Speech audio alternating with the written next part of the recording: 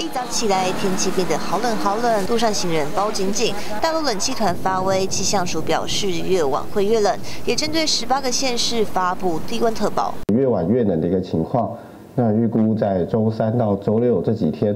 就是受到强烈大陆冷气团以及辐射冷却的影响。这波偏冷的冷气团，专家预估最冷的时间点是周3到周6的清晨，低温有可能会下探5度。所以整体上来说，今天其实在中南部辐射冷却效应之下，其实温度还是比较偏低哦。其实甚至有些地方是比北部还要再低一些的情况。而中南部比北部低温，1月6号平地低温，清晨最冷，台南南溪8度，连江对营9度，高雄月美也只有9.1度。南部这波真的是冷的有感，白天晚上温差又大。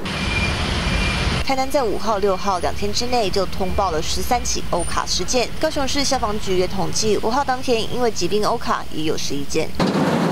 强烈大陆冷气团影响，关键就在云量少，辐射冷却更显著。这一波强烈大陆冷气团影响的时间是到8号，那因为比较偏干冷，所以辐射冷却效应也是比较明显的。台湾台风论坛也秀出地面天气图，提醒夜晚到清晨会有低温，白天太阳没有照到的地方，也有可能会有寒风刺骨的感觉。气象专家吴德荣则是认为，清晨有可能会创下入冬本岛最低温，也就是有望成为入冬首波寒流。再加上风大，体感温度恐怕都有机会再低个1到2度。